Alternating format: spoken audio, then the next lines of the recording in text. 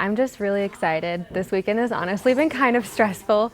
I love having all the family here, but having all of my family at the house and taking up some time that I was supposed to do other things. So today has honestly been the day that I've been like the least stressed.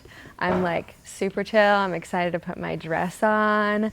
I've had it for like 10 months now, and I have not had a single day where I haven't thought about putting it on. So I'm so excited to get my dress on and go marry the love of my life. I think we both knew right when we met each other.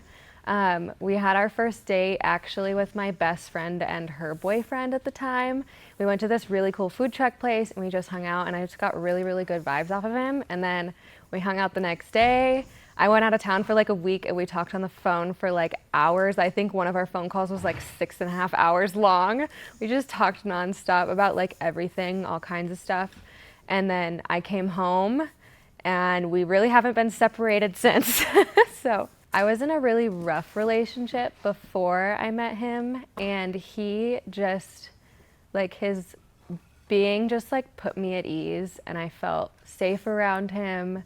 And he's like the kindest, sweetest person I've ever met in my whole life. He makes me feel like the most beautiful person. I'm gonna get emotional. I didn't want to. He just makes me feel like the most beautiful person in the room. And for a long time, I didn't think that was the case. So I just appreciate how sweet and genuine he is. Like a month and a half ago, actually, I'm a super like into horses. I ride and compete my whole life. And I had like one of my heart horses, a horse that I've known his whole life. I watched him be born. My grandma bred him. And I work at a therapeutic riding center, and he had come and he was one of our therapy horses for like about a year.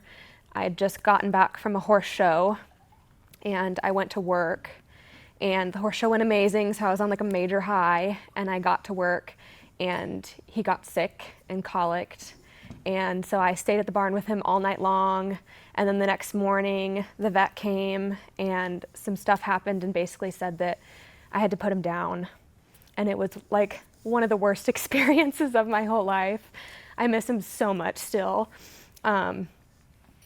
But that was really, really hard for me to go through that, especially so close to like this day, because I wanted to be super happy. And that's just something that weighed on me a lot. And normally, in a situation where I'm vulnerable, I wouldn't get the reassurance or the affection that I was looking for. And I was just told that I was being over dramatic, and he just like held me and told me everything's gonna be okay, and was just like, what do you need from me? And he was just like at my absolute rock, and I don't think that I would have been able to get through it and like be in the headspace that I am for today if it wasn't for him. I think I'm the most nervous about just being the center of attention. That's totally not me at all, but I'm the least nervous about marrying him. That's like the thing that I'm most confident about. No stress, like get me down the aisle and we're good. It's the like all eyes on me thing that I'm a little nervous about. This is actually the only place that I came and saw in person. There were some other places that I looked at, and I knew that I just wanted it to be like outdoorsy and lots of trees and lots of color. And because I'm a little horse crazy, having the horses back there is like amazing to me. I also went riding with some family members of mine yesterday morning, so that was amazing. Lucked out with some good weather too, but I just like loved the grounds, loved the views. It's just gorgeous here, and I just wanted to be outside and be in nature. Drew, you're the absolute love of my life. I don't know how I got so lucky to be blessed with such an amazing human. I don't think I deserve you, but I'm so excited that I get to live out the rest of my life with you. And I just can't wait to see what happens after today, and I can't wait to start my new life with you. I would love to thank my dad. He's been with me through a lot. We've been through a lot together, and he's the one that paid for all of this, so none of us would be able to be here today if it wasn't for him. So I'm super, super thankful for him and everything that he's done for me, even like before getting engaged and having to plan this wedding. Like anytime I called him, anytime I needed him, he was like always there in 2 seconds. He like never told me that he couldn't be there. He never told me, that I was gonna have to wait. He was always like drop everything and come and help me with whatever I needed. So definitely my dad, and wouldn't be here without him today. So I met Kendall 10 years ago in high school. It was freshman year.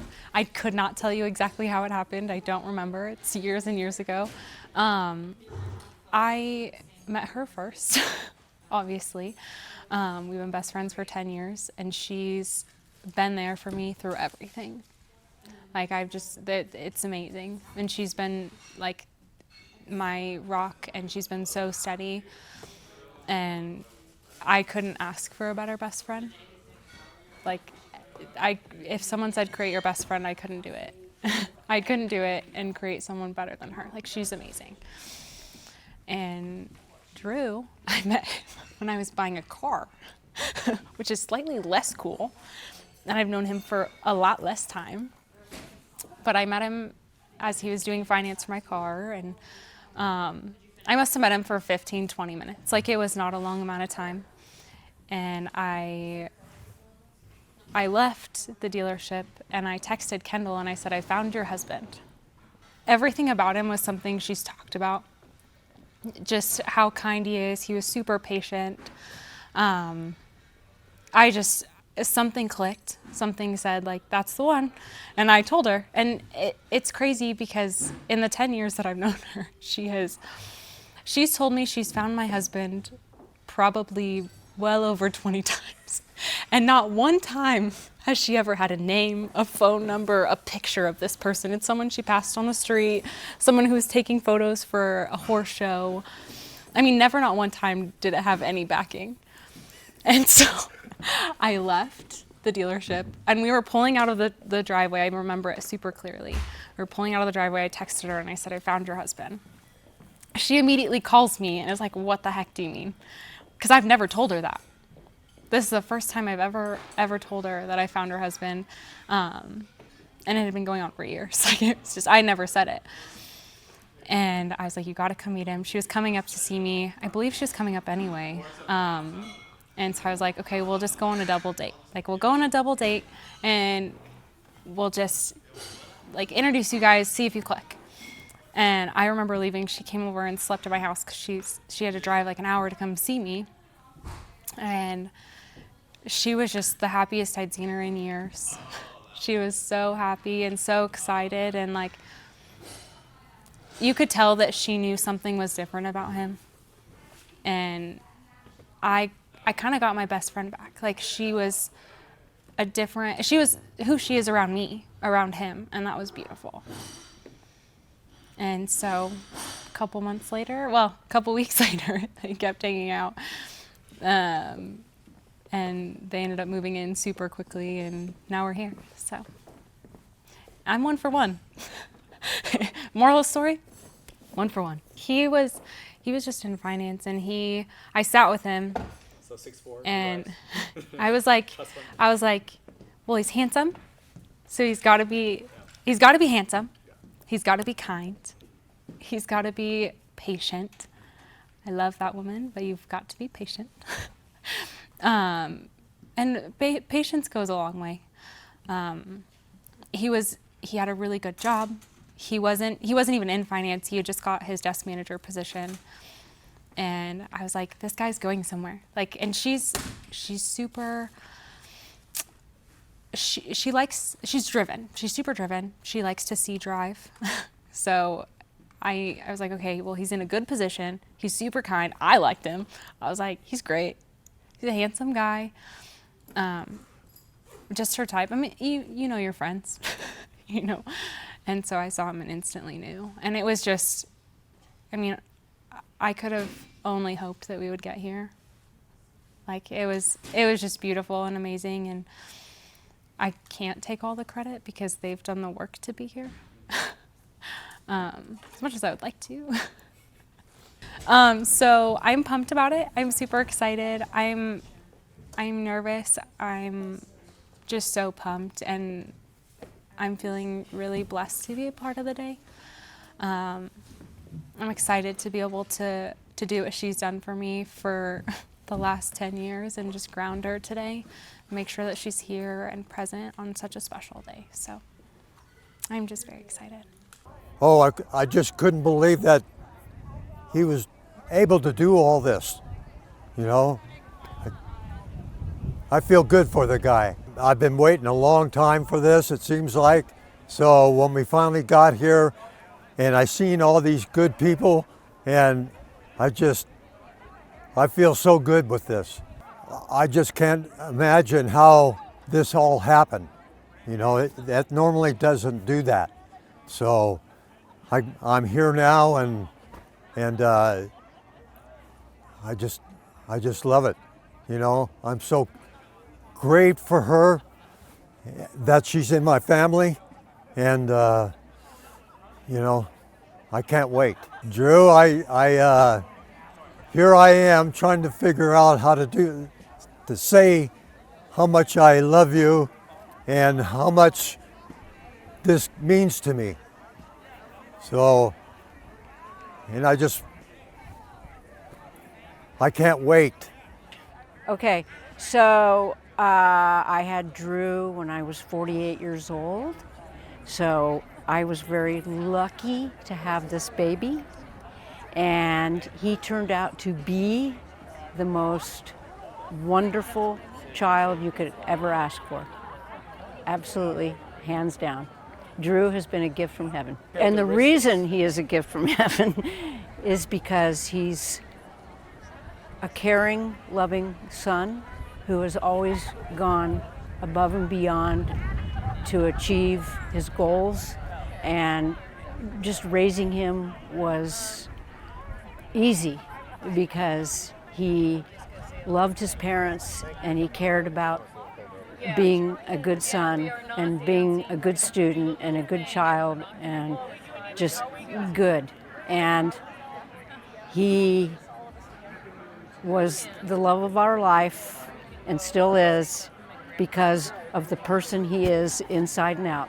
So Drew, I was probably the first person Drew called after his first date with Kendal. And he told me on the phone that night, because he calls me almost every night after work on his way home, that he met the woman of his dreams and he was going to marry her. And she's the most beautiful girl he's ever seen.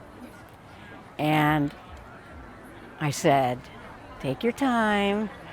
And they sort of did, but after I spent time with the two of them, I saw that this was it.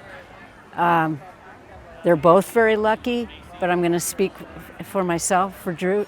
She's really, really lucky.